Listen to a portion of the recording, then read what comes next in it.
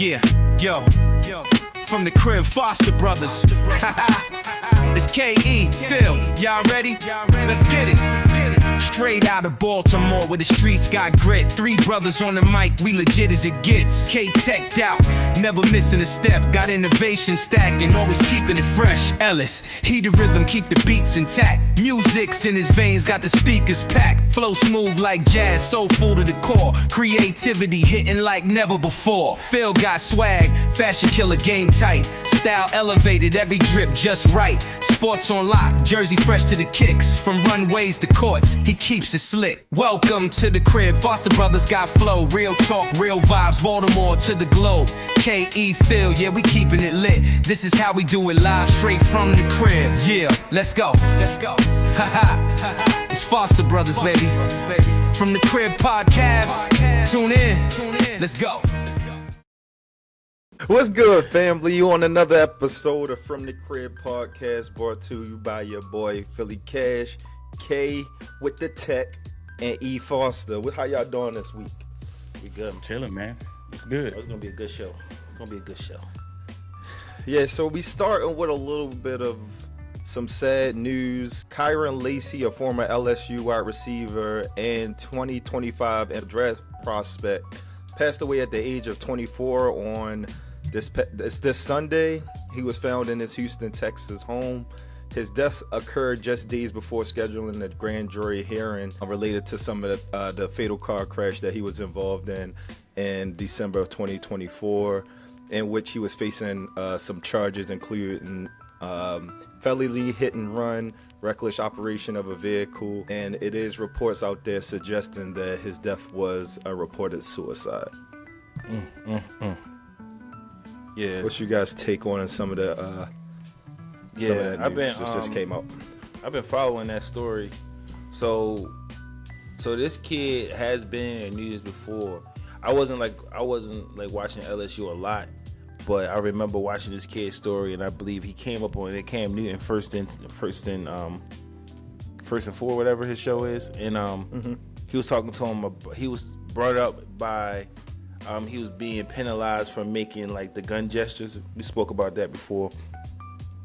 So he was brought up in the news for like making gun gestures and being like penalized or suspended one game for doing that. So I kind of familiar with his play. But when the story came out, I did look at some of his highlights and see what kind of impact he had this season. He was like supposed to be a first round, second round draft pick coming up for this draft. And with all the things that I had read about leading up to his death, I'm not sure if it had something to do with, him, maybe his dreams not being met with, stuff over his head and the pressures of that. I'm not sure. But as far as I know, I'm not sure if he had like a history of like things of like to get to this point. Yeah, but it's tough because you got to just imagine just a few months ago, you just thinking about you about to leave college, you about to go into the NFL, you're going to be making all of this money, you're going to have this whole new career.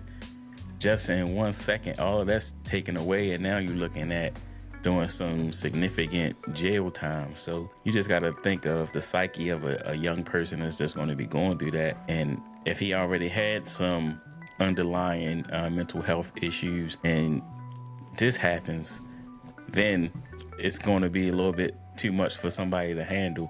Now, of course, it's not like he is without fault in this situation. Like it was something that he did to put him in this situation. But at the same time, you have to realize these are young kids, they making mistakes. And a lot of times you might have this big circle around you. And then when the prospects of you being drafted and you making all this money goes away, then your circle might not be there. So now he might be in this place where he's used to having all these people around him, and now he's by himself left to deal with this situation, and just might have been a little bit too much for him to handle. Yeah, and it's very unfortunate. And he did receive a lot of scrutiny, being that somebody passed in that December 24 crash, and with the failure, with him not reporting it and things of that nature, he did receive a lot of like scrutiny and hate from popular opinion. And like you said, man, this is just a 24-year-old kid, still young, and his dreams were deferred due to unfortunate circumstances. And and I think we even talked about this in a previous episode of how some of the younger athletes really, you know, are geared and really are fueled by what's on social media. So being that he was kind of a part of that part of like the cancel culture based on how that situation was handled, and then I think shortly after that accident he declared for the draft, he was getting a lot of pushback. So I'm assuming that probably played a part in him passing at such a young age of 24. And I just want to send my prayers from the Crib podcast to his family, and condolences to his LSU family as well as his immediate family that have to deal with such a tragedy.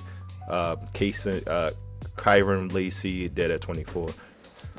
So I switch gears a little bit. I wanted to talk to you guys about, you know, different lies and things you believe growing up, I mean, that's not actually true in your adulthood. So some examples that I have pointed out is, you know, I remember growing up, they used to say if you riding around with the lights on in the car, that's illegal. I remember thinking, even myself, one that I found was adults have everything figured out.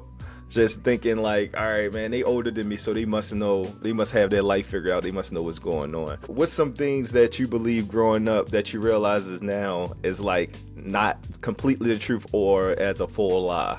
I mean, I could start with the obvious one that probably most kids dealt with, and that was the Santa Claus was real. Yeah. and the crazy part was how much, like, you gotta think about it, that our parents worked hard all year long to be able to get us this stuff for Christmas, and then they went on with this lie to say somebody else got it for us. So Fat white man did it. Exactly. So I still don't understand that part of it, but yeah, that's probably the first one that jumped to my head. Shit. What about you, E? I thought lock lizards was real.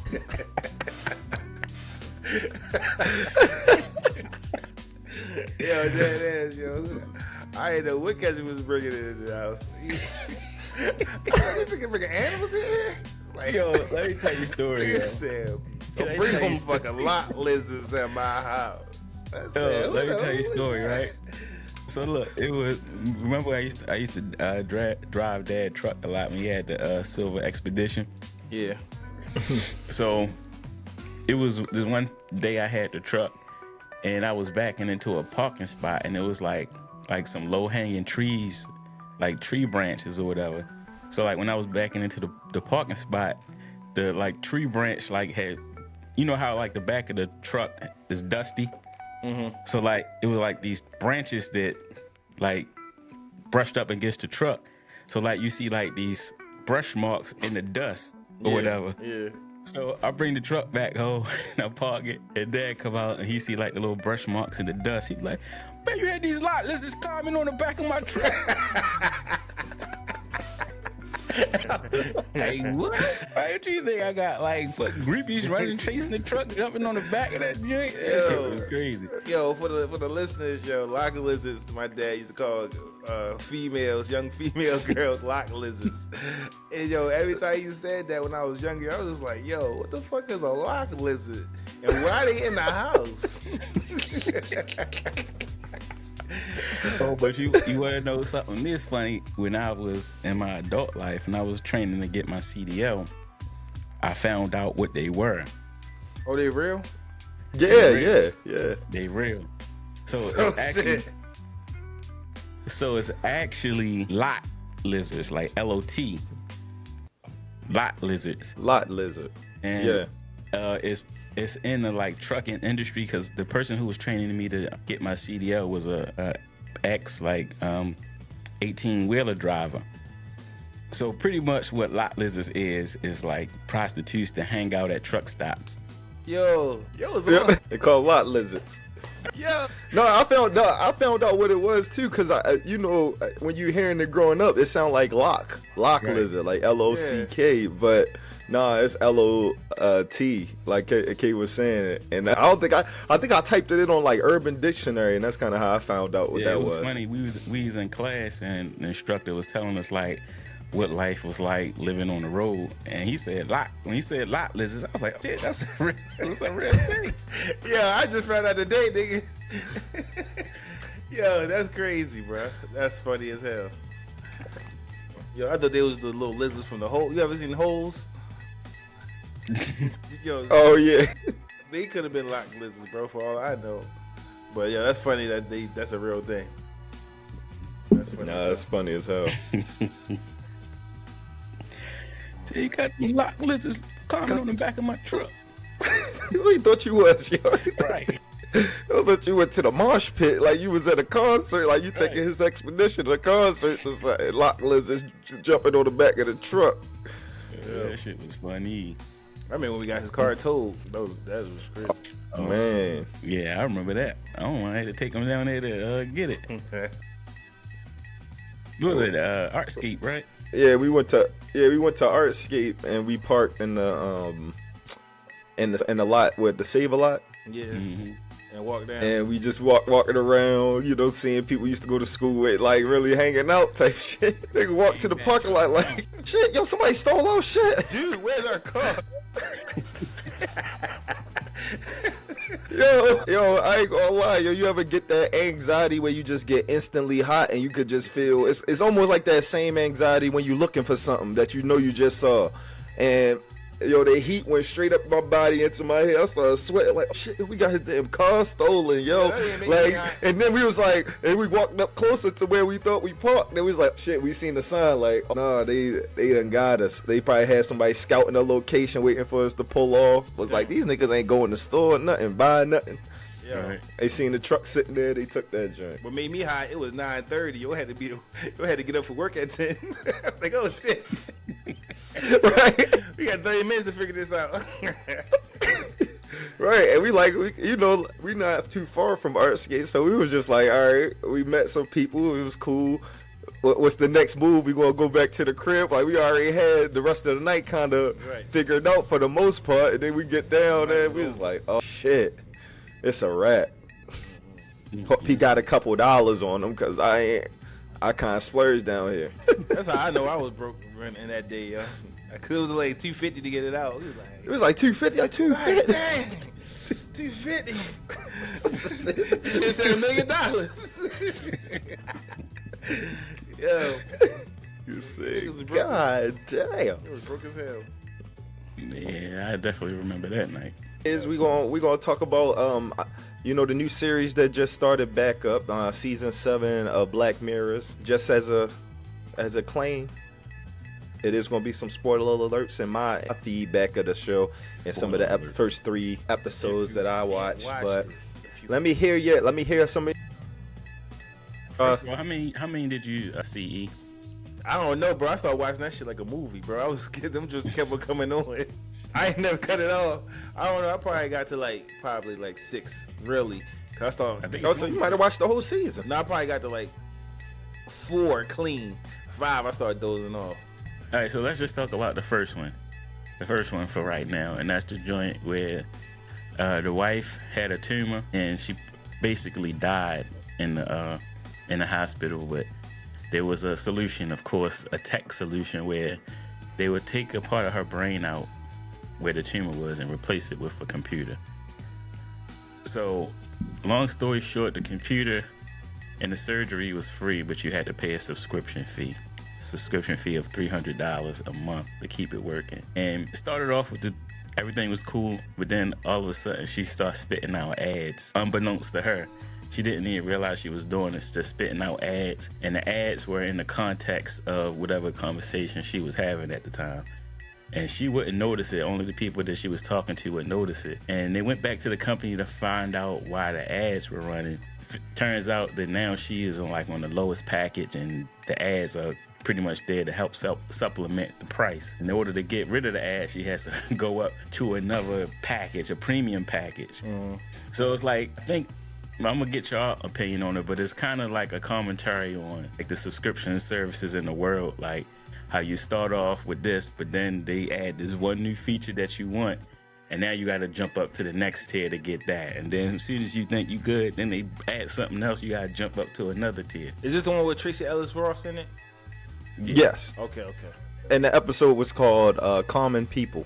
Oh, Yeah. I mean, that one. Well, we live and die by the services that we consume. If it from that from that thing, from it was in her circumstance, it was a life or death situation.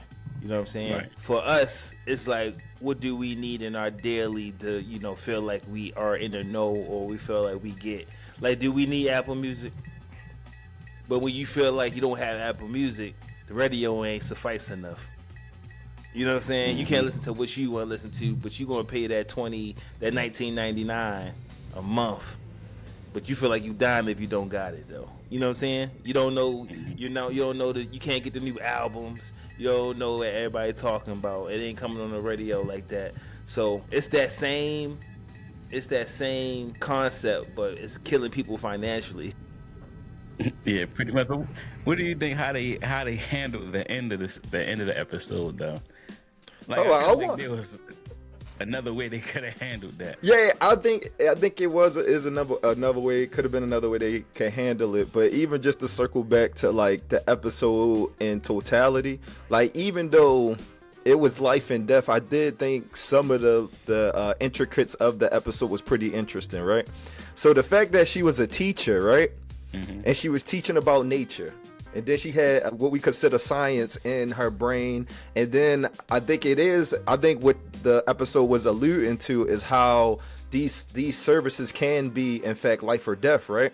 Because she was having a lesson about bees and honey and how honey is created through the bees, right? And then in the middle of her giving that spill about the bees, she started talking about, oh yeah, it's honey and your daily oats and this. So it's kind of talking about how, we already pressed for time, but in time, like, we can miseducate the younger youth. Mm-hmm. So they believe in these artificial things that power these high power companies. And to make it an interesting thing, I know you guys know I worked in the industry of public health for a little bit, and diabetes also impact brain health, right?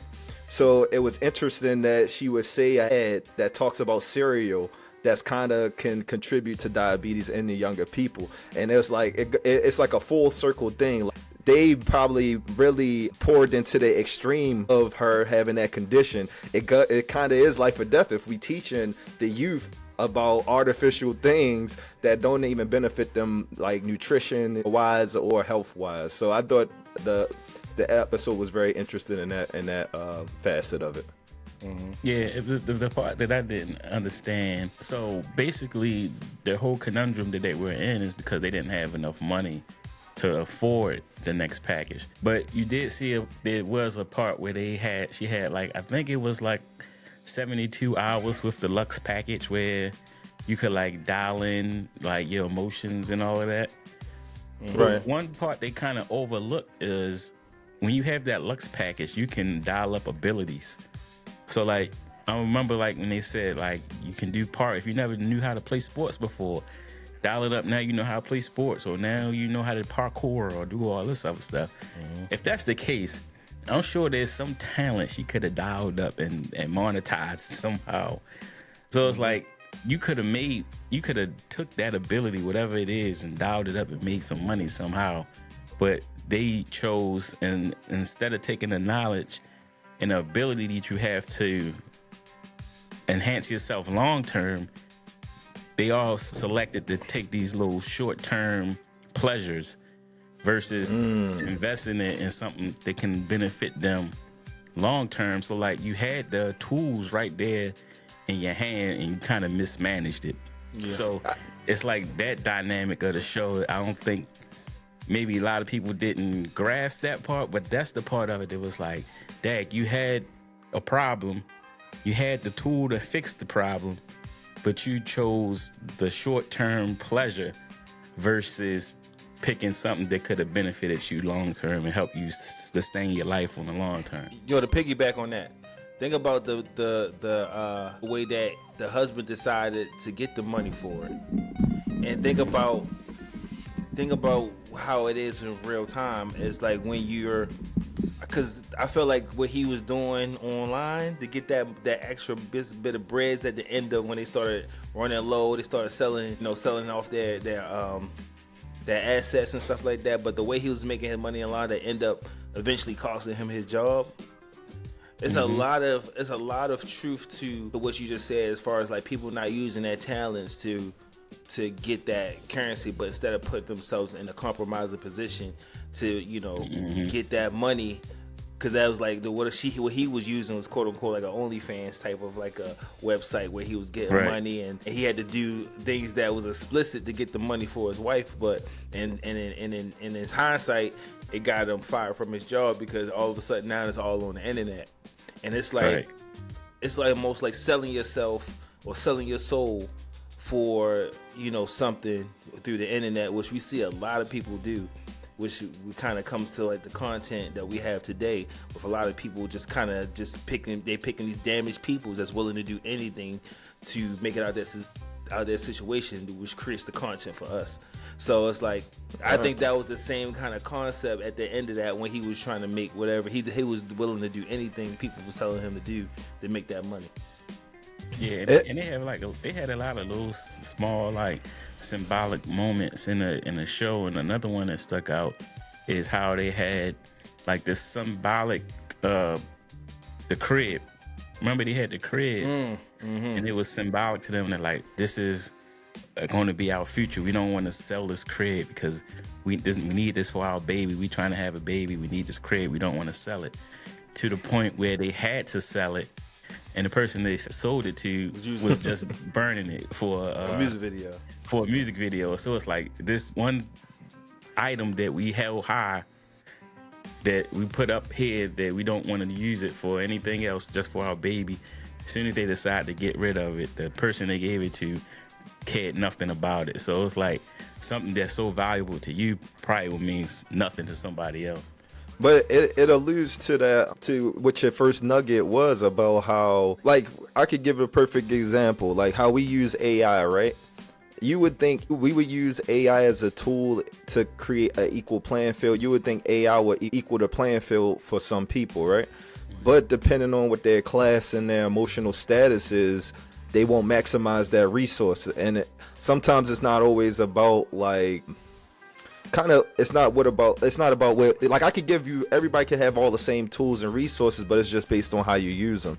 And like you said, like if she were to use her abilities to maximize her production, even though it was kind of crazy, she had to sleep 12 hours and it was like different hours, and then in order for them to get pregnant, they had to upgrade their plan and everything like that. So it's kind of interesting, like yeah, it's how you use your resources. Like I can value this baby crib, but if this person just want to shoot a video to try to maximize their message or get followings for burning the baby crib, then it just holds a different significance. And we look at that, and that's kind of how we, like you could say, tell people look at life in a sense. Like we had Google, we all got access to the same information, but am I going to type it in to just search, oh, who was the first astronaut? Well, I'm gonna search how to be one. You know, it's just depending on how you use that resource.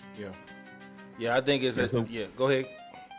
No, I was gonna move on to the second one, but go ahead. No, I was just saying it may even to make it even deeper. Just I think that's why it's dangerous on what was happening today. Just like they alluded to in the show, that you're seeing extinction of man. At the end of the day, you see an extinction of man, because in the Bible it says, like, you know, if you try to be like God, then you will be like, I don't know verbatim, but if you try to be like God, it's never that's not intended to be like that. Because like we're getting to a point of knowing all. AI will allow us to know all. We can fly, we can be everywhere at a small amount of time. We can travel, and all those things that we seeing now, like people are dying in helicopters, planes. We trying to know everything, and now we see these corporate companies becoming godlike, like almost entities where we have to go to them to live a life. So when I'm looking at that episode and I see how Tracy Ellis Ross played a part in if they can have a fulfilling life, or things that, you know, usually what, you know, come with just being a human in general, now is being controlled by an entity. And I fear that we get into a place where we are no longer in control of our happiness or whatever we want to achieve in life, that we have to go to an entity to get it. So that's another nugget that I seen that I think they were trying to portray. Like things are about to be different, where you have to subscribe or pay for a way of living. And just the fact that crib aspect of it where they thought of so highly of it, they wanted that so bad, and then anything outside that house, it didn't matter. Right. So it's that aspect of like what is really important and what's really not. Right. Exactly. So it's like, I think that was what I kind of took from that part, and that kind of put it full circle to me. Like, they crawling to her for these things that they need, but then once the things that they have go to the outside of their house, it means nothing. Exactly. So what was you remember what the second one was?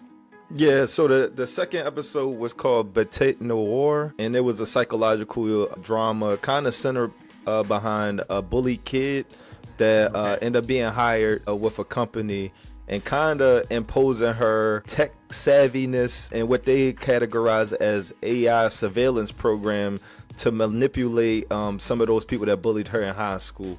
So just to give a little bit. Yeah, so this is the one that kind of, I feel like, kind of went off from with what Black Mirror normally is. It did like go into like a piece of tech, but then it went kind of to the extreme, I think, to like something it almost went to like Marvel type of time travel, You time think so? manipulation type stuff. Like, I still enjoyed the episode, but I think what I really like about the Black Mirror episodes more so is the likelihood of something like that really happening in real life. And then this one was kind of like far-fetched to reality a little bit. But that being said, it is one of those episodes that had me thinking, like, is this girl really just going crazy, or is somebody like really manipulating shit? So like that one was kind of interesting, and it's almost to the end till you realize, oh, she really was manipulating the time or manipulating the situations, the emails and the video cameras and all that. Because I'm thinking like maybe we're looking at this from her perspective, but in reality she really is going crazy, and they like about to examine like the mind of somebody that's actually going crazy. But they went a different route with it. But I still like the episode. I thought it was good. I think that the two leads did a real good job in it. Yeah, I think it was a big play on like the Mandela effect. And how, in a sense, it can be like, in a sense, how technology can be, in a sense, manipulated, right? And like, let's say, like, how do we say, do Pikachu got the black on the tail, or do we got the black at the top of the tail? Is it called Fruit Loops or Fruity Loops? It's like these small little nuances determine. And it was interesting because like even in regular in our day-to-day life, we search like pretty trivial topics. Like, oh, did this happen? Oh, dang, is that true? Was it spelled like this the whole time? So, like, it was cool to see that actually portrayed in some type of storyline where we wasn't, like, it had me tripping for a second because I was like, I seen that hat on the counter in the first scene, and then it alluded back to it, and it was totally different. So even watching it, I felt like I was going through the same different pace as the main character, because even when she was typing the emails all the way up until you realize that the lady was using some type of AI to manipulate her drinking the milk. It was so many different parts in that thing, but yeah, I think it's something to be aware of, because let's say if you can essentially change history and change people's perception on things, if you have the ability to manipulate what we see on the internet or what we search, because we pour so much of our knowledge from it. You know, because the next generation really solely relied on Google and AI. So if it's manipulated, if they say Tom Brady won 2 Super Bowls instead of 5, then they might believe it, you know, because it's just how the information technology works. Yeah. And I that's what I got out of that episode. It did, at the end, it did take like a wild turn to like, all right, it was on track, and then I'm not believing what this whole episode was about, because now it seems more far-fetched for what I thought where it was going. But what I got from it, even that little scene when they tried the chocolate, it's like people don't really think for themselves anymore. And that's kind of, I think that's like the overall message of that. Like, we don't think for ourselves, because when they tried that chocolate, it was like, this is disgusting. And then somebody was like, I like it. And then they ate it again. They were like, this do taste a little, I taste it now. it's almost like it's like almost following, manipulation. That's why I kind of got that out of. And then it's like our word is no longer valid. We only can go off of what we see and what technology is telling us. Because if you look at those instances when they was looking at when she thought she was being manipulated, they go back like, all right, I'm saying what is true, but then they go back to the camera footage.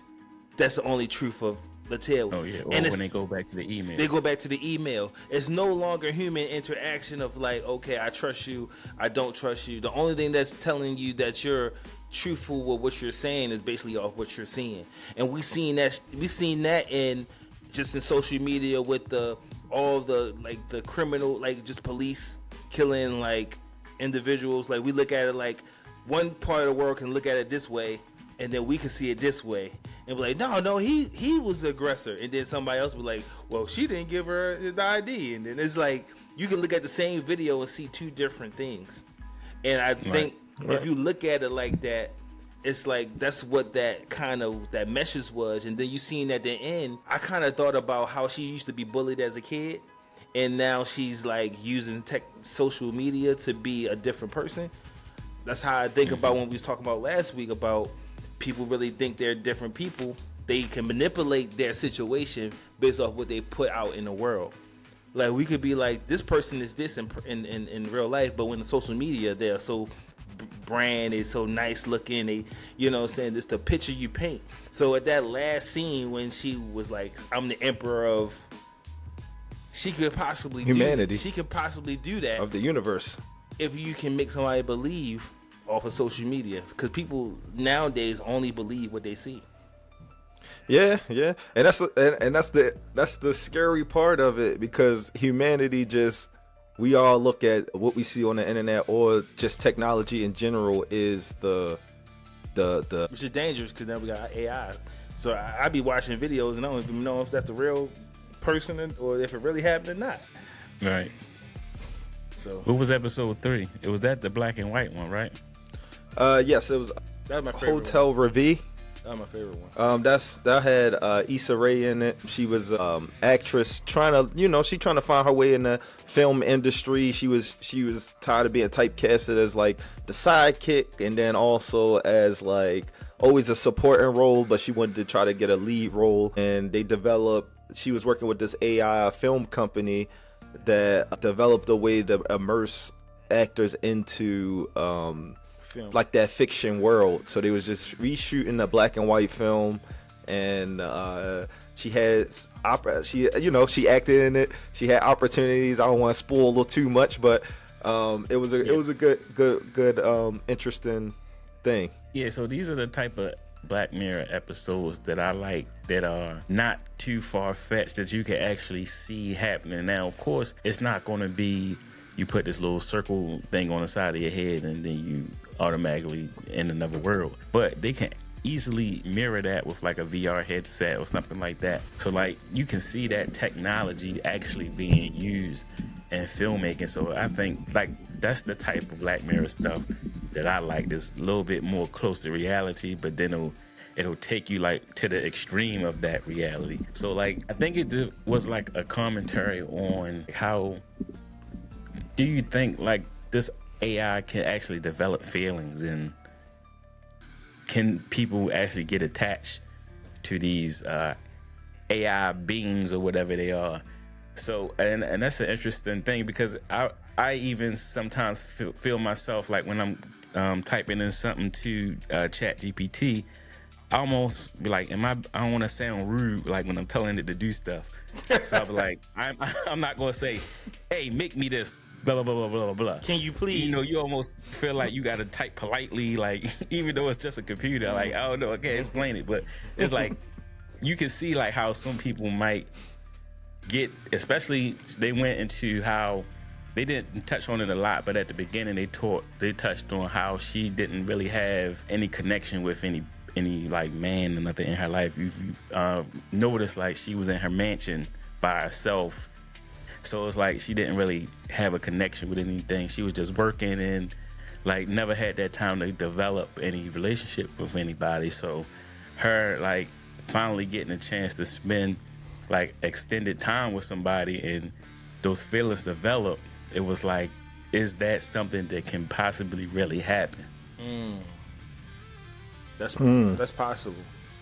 I think it is. Dang, I didn't even look at it from that perspective. That is possible though, because you got to think about it.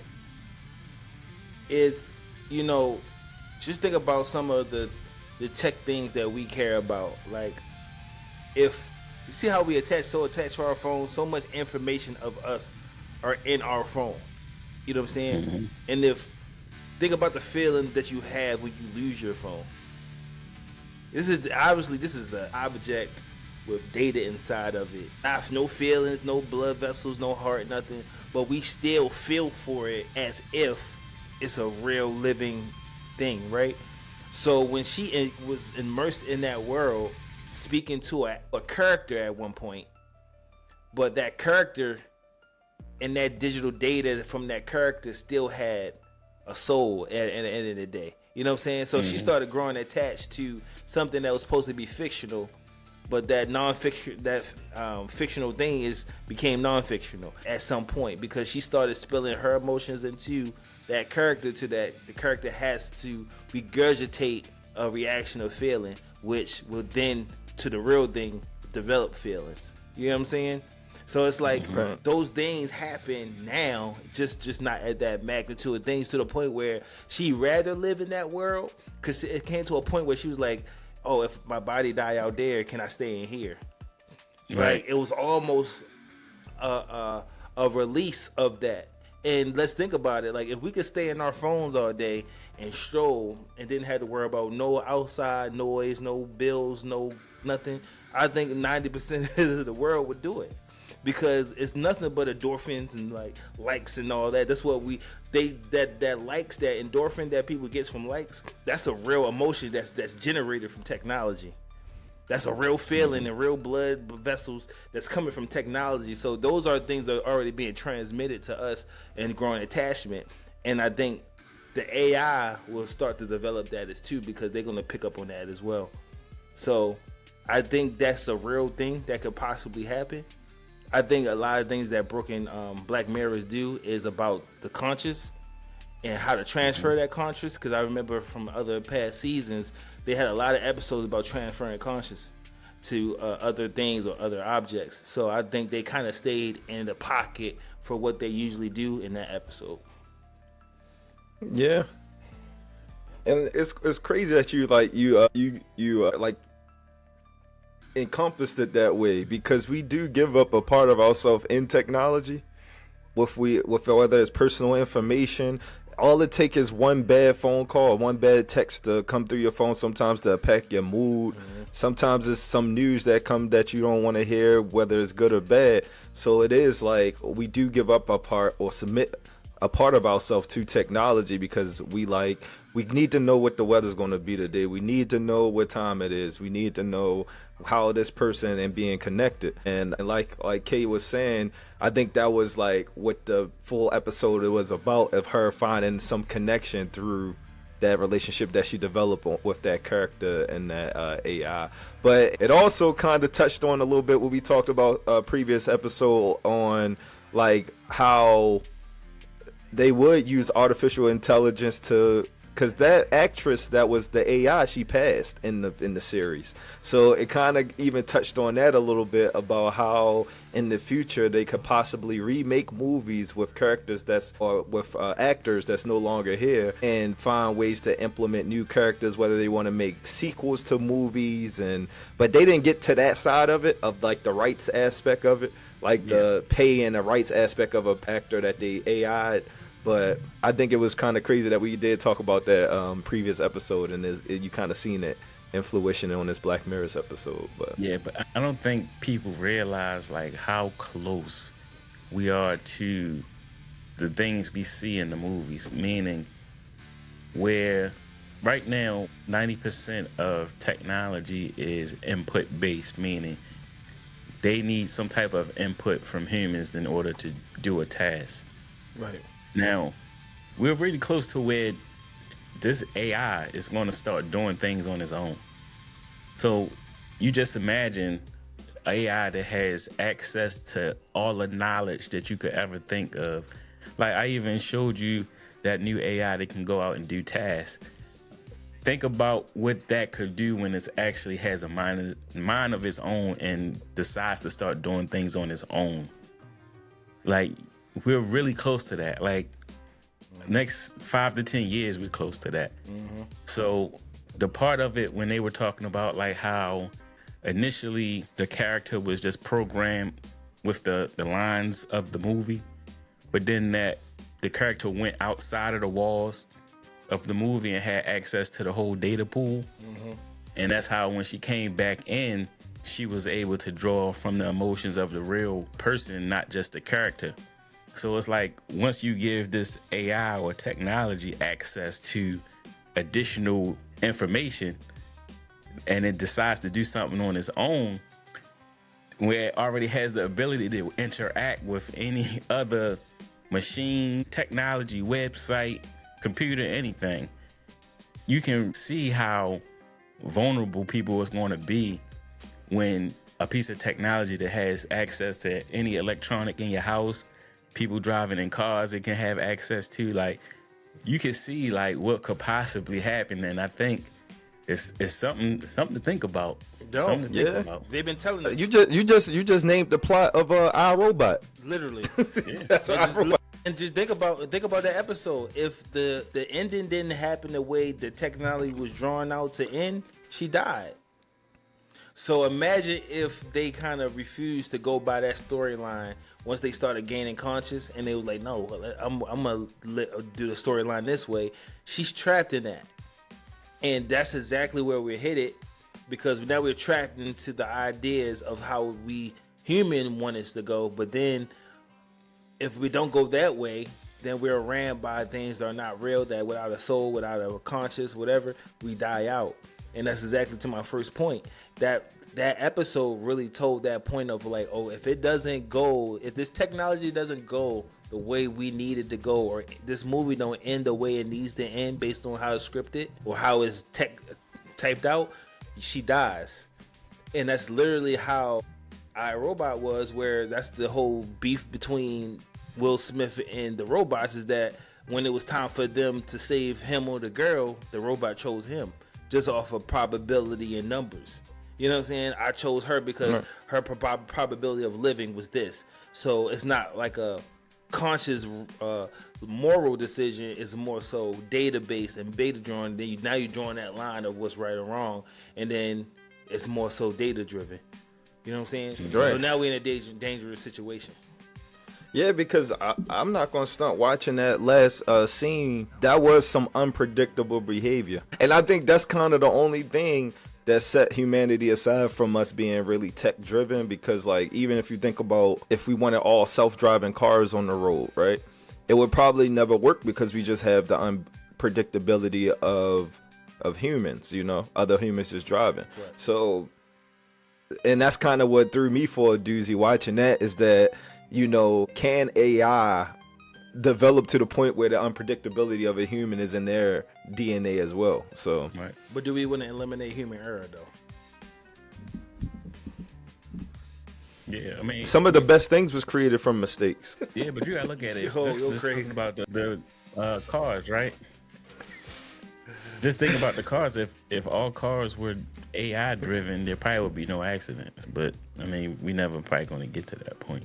There's always going to be some type of human interaction where the computers is going to have to be able to account for. Right.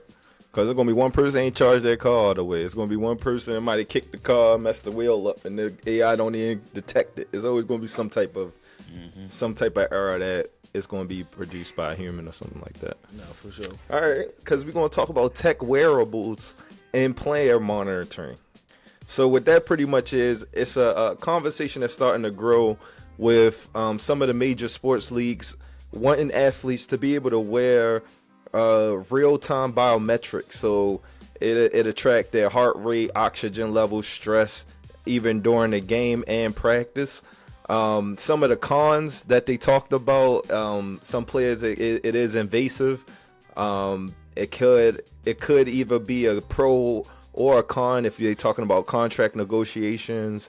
Even another con was increased anxiety and also the dehumanization of athletes if they wearing so much tech to track their abilities and their progress throughout the games and practice. Some of the pros, optimizing performance, injury prevention is some of them, and then also contract leverage. So what you guys think about that? Like, if in your time when you played, if they told you had to wear something to track your biometrics, would y'all be down for that? I mean, so I'll even take it. I'll take it to like just real life. So as you know, like I have a YouTube channel where I review a lot of different tech devices, and I had a couple companies send me out the little rings that you put on to track your health and your sleep and all of that. And it's interesting to have that data because like if you're it's one thing to try to remember when you woke up or determine how you feel, but if you can look at it on an actual graph and you can equate how you're feeling versus what the data is saying and try to like draw correlations between the two, I think it's a good tool. Like if you're trying to improve either your sleep, your eating habits, your exercise, and that's what the business of athletics is. They're trying to use whatever tools they can to get the advantage over the next player. So if the more data you have to make your decisions on how you train or how you do your nutrition or anything like that, I think it's a benefit. Now, I don't think it's something that should be mandatory because then, like I said, you get into the invasiveness of your health information going to anybody. Next thing you know, it's going to be one of those graphics that's up on the game during the game, or his heart rate is beating real fast right now, or whatever, or his blood pressure is through the roof right now. Like, next thing you know, they're going to be having that on the broadcast, and everybody might not want their information out like that. But with that being said, not so much the wearable technology, but technology in general in the game, I think is way behind where it should be. So like, say for instance, the ball should have a sensor in it. There's no reason in 2025 we still pulling out a chain to measure if you have a first down or not. Like, there should be a sensor in the ball that automatically can tell you that. So like, I think there's a lot of other areas that they should be implementing technology before they trying to do all of this heart rate monitoring on players and all of that type of stuff. There's a lot of different areas they should be trying to implement technology first before they get to that. I agree with that. I mean, we got the pylons, we got the what else we got? The sky cam, we got the little lasers on the field that nobody else can see but the TV broadcast. I mean, we could use those. We could utilize those things to take out those errors. Like fix those errors of the game, where then we can start focusing on the players, and then I think that'd be smoother because you got way more fans out here than you got players, and you need to make sure the game is fair before we think about the player's heart rate. I'm just saying. Right, like how many times have we had a play at the goal line and we trying to look at a camera angle down the line and see if the ball crossed the goal line or not, but then the camera is not at the right angle. So you can't really tell. Like, yeah, those things like that could be fixed so easily.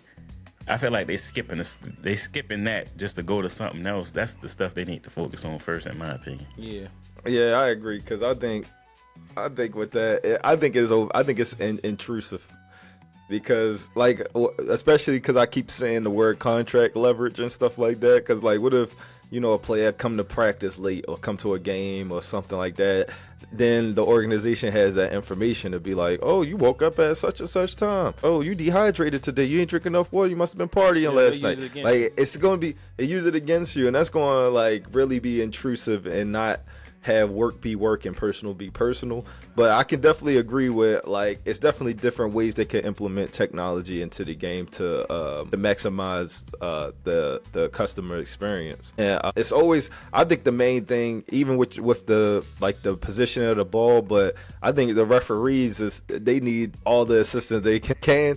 And a lot of that stuff it always comes down, especially in those big games, come down to those judgment calls. So if it's a way they can implement some type of technology to help with that, then I think that would be probably better off for the game than the players being monitored by wearable tech. Yep. Like, if you think about it, like, with as many camera angles there is, do you even need all of those refs on the field? You should have somebody up in the booth watching the game. Yeah. Yeah, but you never know what's like, with certain things like pass interference, right?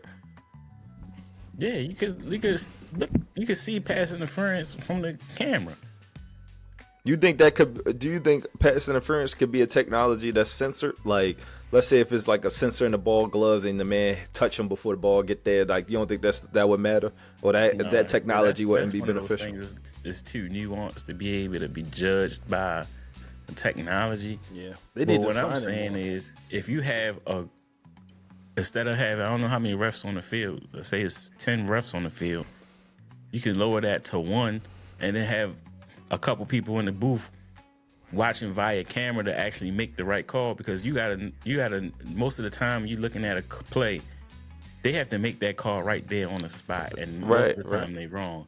But if you give them somebody from the booth that's actually can zoom in and look at shit from the camera, they're more likely to get the call right versus the person on the field that probably got a bad angle, that probably didn't see it, or probably had another player blocking their view. Like, it's just, I ain't gonna lie. I think it'll probably be OD, man, if they do too much of it.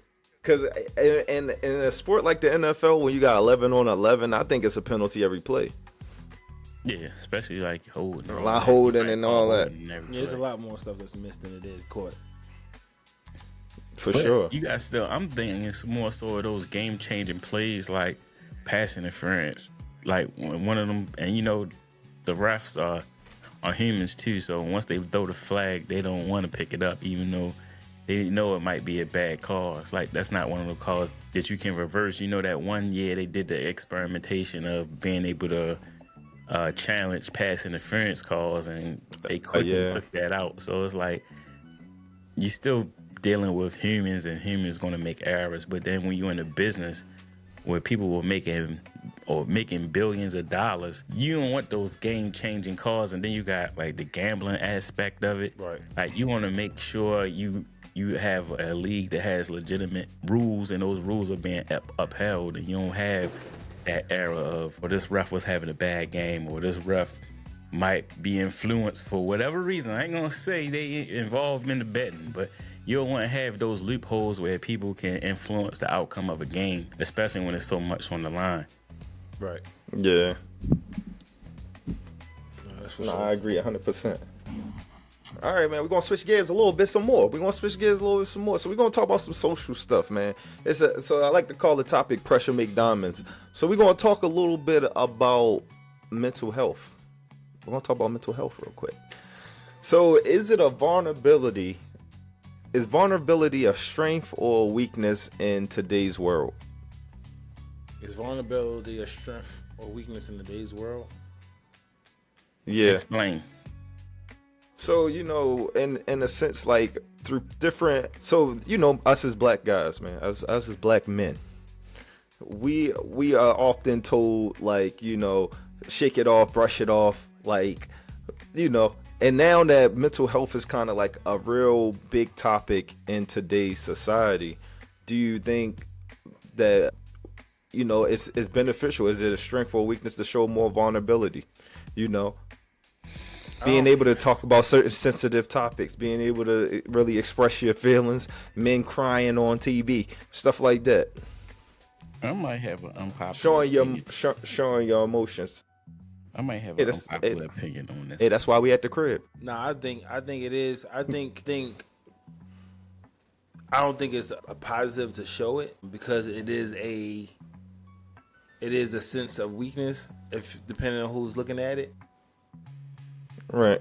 I mean, I do believe that people should talk to people. I think people should go to therapy if that's something that they choose to do. But for me personally, if I feel like I'm vulnerable in certain circumstances or different points in my life, I try to figure out why, and then try to figure out how to get better at it.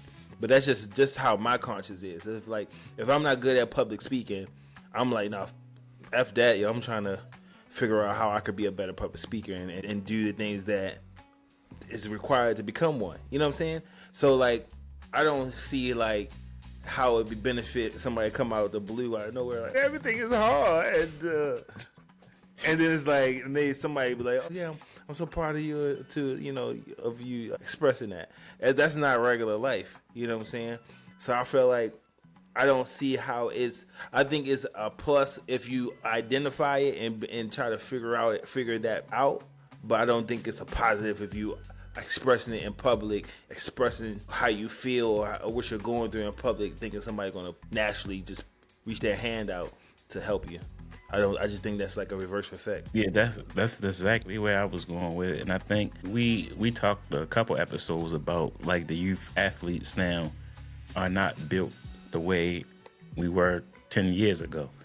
And I think that's part of it, that we are normalizing, they're calling it the sassy man era. Yeah, like they normalizing a man coming to social media to cry about a situation. Now, and that's what they're classifying as being vulnerable.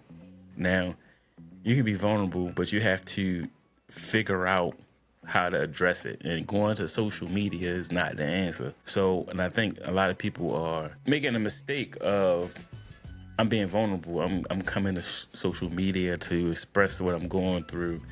The whole time, nobody cares. Nobody cares what you're going through. I mean, of course, there's going to be people online that say the right things to you, but then they're going to put their phone down like this crying ass motherfucker, right, always fucking crying about something. So, like, it's important to be able to identify what you're going through and actually not just ignore it and try to shove it to the back of your mind.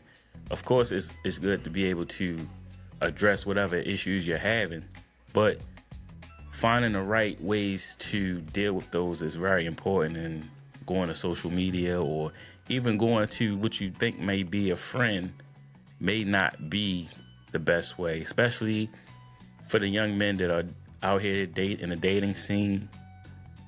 Going to the young lady that they might say the right things, but at the end of the day, they looking at you some type of way. I can promise you, they're looking at you some type of way because they are supposed to be coming to you for those problems. You're supposed to be the problem solver, and it shouldn't be the other way around. So now, of course, if you're in a situation where you're married and y'all have a family and y'all rock solid, and then you feel like you want to bring something to your wife, that's your different decision. Yeah, it's different. But just coming out to just any random person that you feel like you might be dating at the time or you're interested in is not the move. I mean, even your wife might call you a whore. You never know.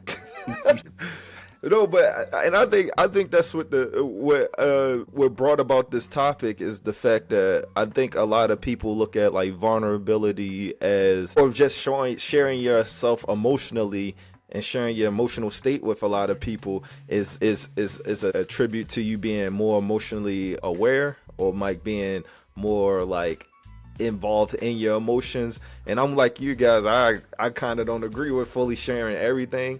But it is stuff that you have to deal with as a man internally and then figure it out. And sometimes the expression part of it, like taking the step to having to express yourself, can sometimes take away from the progress you putting towards you trying to figure out whatever those things is. And then also being able to just kind of like self-regulate yourself to be able to communicate if you do have any issues emotionally or have anything that's bothering you, being able to kind of self-regulate yourself to present it in a certain way that won't come off as like too crazy crying or too crazy. So I mean, it's nothing wrong with being emotionally aware, but I feel as though as a black man it is beneficial to kind of like trying to figure it out internally and then handling, like we usually base ourselves off of logic. I know myself, I do.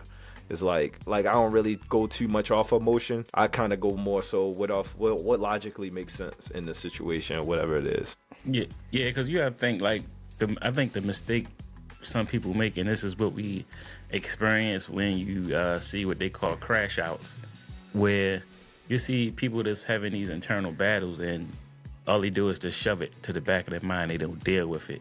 And then eventually it's all going to come out.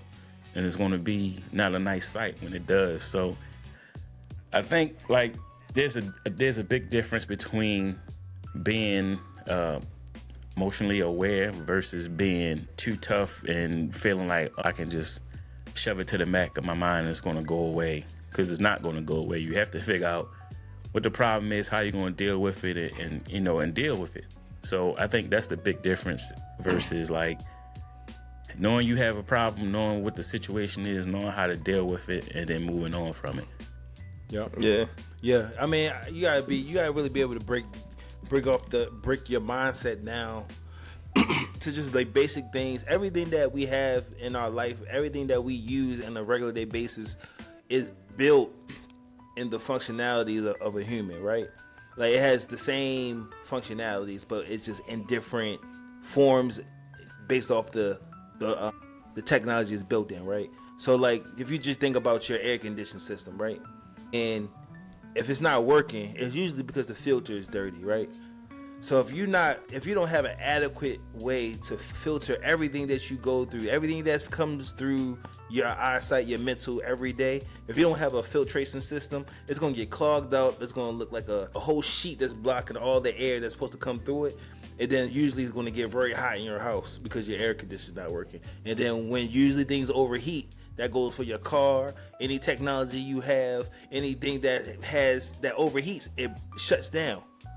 And that's basically or blow up. So we're building, like humans are building things in the likeness of what a human is. So if you think about it in that aspect on your brain, if you don't have a good filtration system to fan off the bullshit and look past whatever somebody said and keep on walking, and if you don't have those type of filtration systems, you will blow up. So I think it's just more so common sense things. If you know how your phone works, you should know how you work. Too much data stops you from uploading anything else. Too much things on your plate every day stops you from doing so many other things, or thinking about so many other things. If you just think about yourself as the things that you use every day, what breaks it, and just don't do it to yourself. You know what I'm saying? Yeah. Thank you, family, for watching another episode of From the Crib podcast with me, Kay, and Philly. So if you want to join us next time, click that link below and subscribe right now. Peace. Right now. Subscribe right now.